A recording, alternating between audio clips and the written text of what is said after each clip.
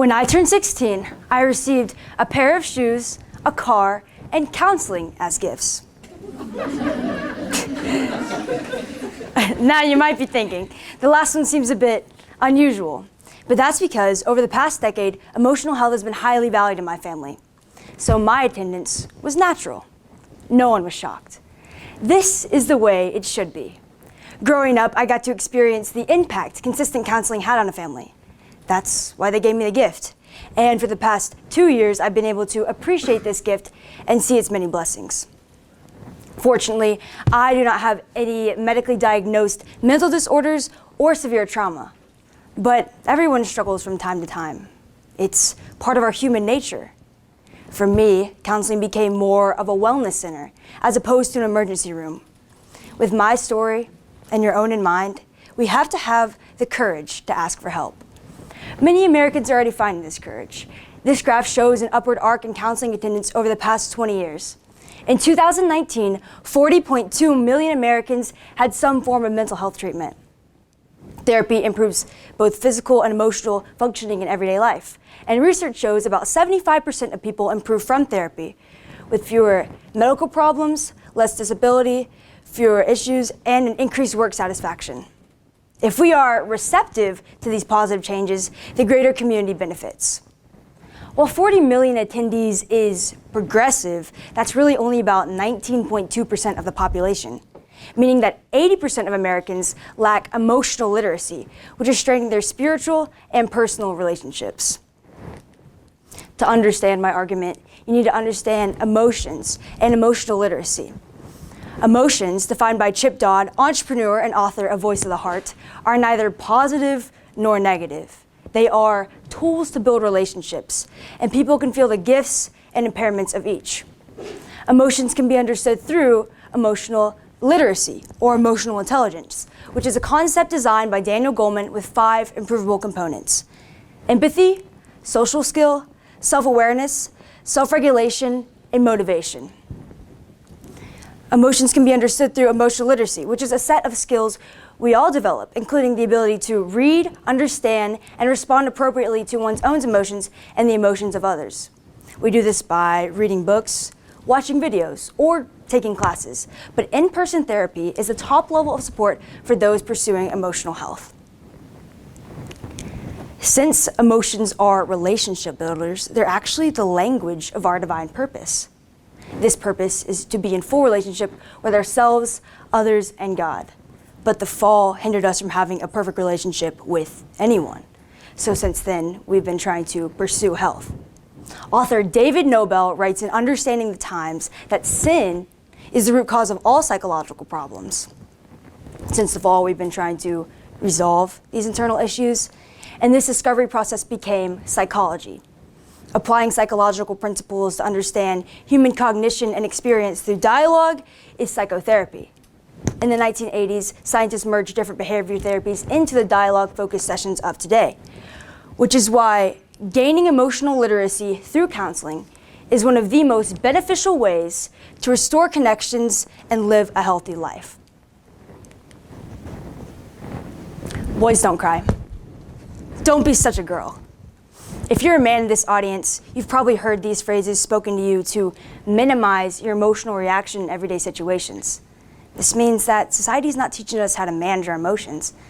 They're giving us a false perception of emotions, that there's something to be suppressed or avoided. Rather, understanding emotions enables us to thrive in difficult situations. So take hold of your emotional education. Go to counseling to combat society's incorrect beliefs. Counseling is a place where we learn to understand our emotions and resolve future conflicts. I asked licensed professional counselor Ashley Boyd what her favorite part of her job was. She replied that counselors get to see specific gifts people have and affirm them after they've lost the truth of their identity. Every day, she has the opportunity to learn someone's story, have them learn from their past to create new patterns in the future. In order to truly thrive in difficult situations, we need to hear that pursuing emotional health, it takes courage. It makes a stronger person. Completing psychotherapy solves the initial problem of the client and it teaches them to solve their own in the future. solving the initial problem is progressive, but equipping someone with problem-solving skills, that's revolutionary. The distinction lies between better days versus a better life. Seeking emotional understanding is how we flourish. Flourishing, emotionally literate individuals build a more stable society. Proof of this lies in Daniel Goleman's integration of emotional literacy classes in a school. The study follows students from elementary through high school in New Haven, Connecticut. Over time, they learned how to express their emotions, control themselves, and create solutions to their problems. The overarching goal was to reduce violence in New Haven by creating empathy or understanding another's perspective. The results? A discernible improvement in the tone of the school and its emotional competence. School-related results, higher test scores, achievement, self-control, focus, and a real care for their learning. Real-world-related results were self-awareness, empathy, social skill, and healthy relationships. When children learn emotional literacy through the education system, society benefits rapidly because its future is secured. Children become healthy adults, individuals become a thriving society. Ultimately, this integration would diminish the stigma behind counseling, allowing more people to attend. Then mental health checkups would become no different than dental checkups. We go to the dentist to prevent issues, not just resolve them. We create a ripple effect of emotional understanding. Attending counseling assists in fulfilling man's purpose of connecting with God, each other, and the world. Divine connection is the fundamental purpose of emotions, so we should view this part of ourselves as a gift. It is Christians' responsibility to give the world glimpses of the church by pursuing health rather than avoiding illness. Attending counseling is proof of this pursuit. Therapy teaches us how to extend authentic relationship with anyone. Chip Dodd writes that we use our feelings to express our God-given hunger for relationship. So unless we rediscover how to feel deeply and express these emotions clearly, we can never live a full life.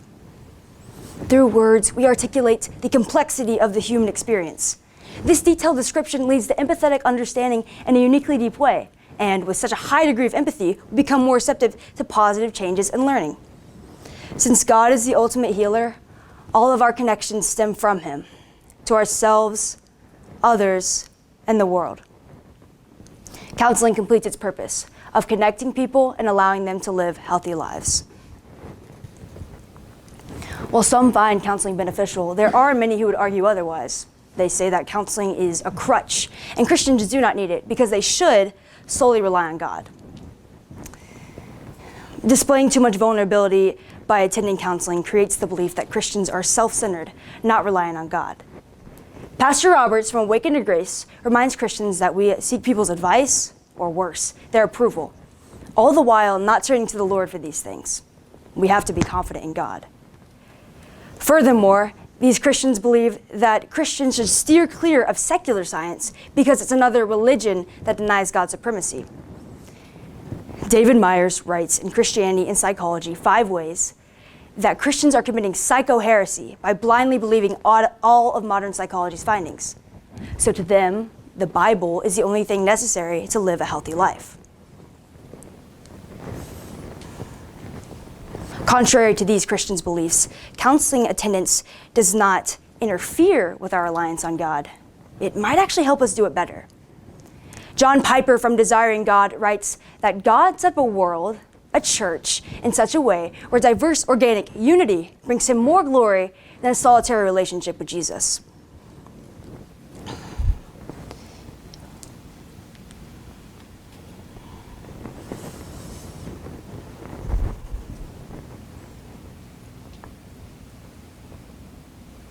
Counseling attendance actually displays our confidence in God because we're using His resources to build relationships. Trusting in the order of the universe is trusting its creator. Secular sciences like psychology actually highlight the supremacy of God's design. Similarly, trusting counselors who practice psychology displays our healthy need for God and each other. Another argument posed by many Americans is that counseling is too expensive and a waste of time. Even if it is beneficial, many people cannot afford the necessary appointments. For example, Right down the road at Branch's Counseling Center, it costs about $95 per session. And at Sage Hill, $135. If the average single American makes $40,500 a year, that means that annual counseling attendance costs more than a month's income. This is clearly impractical for most people. Besides, they say that life is too busy for counseling, and people who are busy at work are perceived as having a higher status. Finding time to attend counseling amongst working, sleeping, or parenting seems to be a sign of idleness that will add complications to life.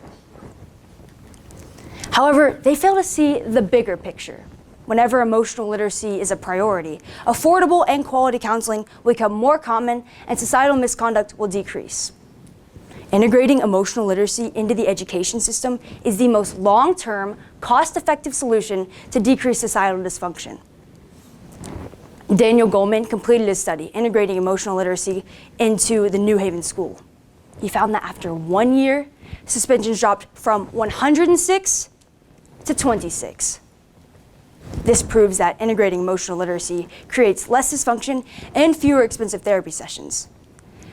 Since this should take about a generation to produce noticeable effects, we should still go to counseling to pursue emotional health. We need to simplify our lives and maintain our well-being. An hour of counseling twice a month, it's not the issue. A life without rest and introspection is. Staying busy negatively affects your mental and physical well-being, so spending time and money on counseling is worth its decreasing expense. The final argument posed by non-attenders is that counseling is unnecessary for those without mental disorders. They ask, why go to the doctor when I'm healthy? People without debilitating trauma do not need counseling because they can pursue less professional avenues for support. Additionally, they find that counseling is ineffective due to its high dropout rate.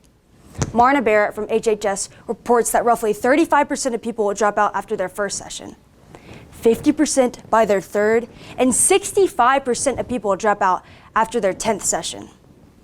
Since so many people leave counseling, there doesn't seem to be a point to start in the first place. What they fail to realize is that since we are fallen, counseling can benefit anyone. Lacking a mental disorder doesn't make you perfect, nor does it excuse you from pursuing emotional health. We should seek professional counselors because, unlike friends and family, they have specialized education, training, and experience, making them experts in understanding complex problems with a neutral stance. Also, trauma is more common than we'd like to believe. The National Council for Mental Well-Being reports that 70% of Americans have experienced some form of trauma in their lives. They recommended treatments for different types of therapies with an emphasis on acknowledging personal trauma and connecting with similarly traumatized people. Dropping out of counseling is an act of correlation, not causation. Just because you dropped out of therapy doesn't mean it doesn't work. You have to desire to grow and change in order to see real results. Counseling has changed my life. It has become the gift that keeps on giving. I understand what emotions I feel in difficult situations. I see a greater hope in humanity. I'm able to feel others' experiences without actually experiencing them. The skills I've gained from counseling, I can use myself and pass on to others for the rest of my life. Gaining emotional literacy through counseling has allowed me to restore connections and live a healthy life. It created an empathetic chain reaction. You can be a part of that chain. Brené Brown wrote that empathy has no script. There's no right or wrong way to do it. It's simply listening, holding space, withholding judgment, emotionally connecting, and communicating that incredibly healing message of you are not alone. The time to ask for help is now. Thank you.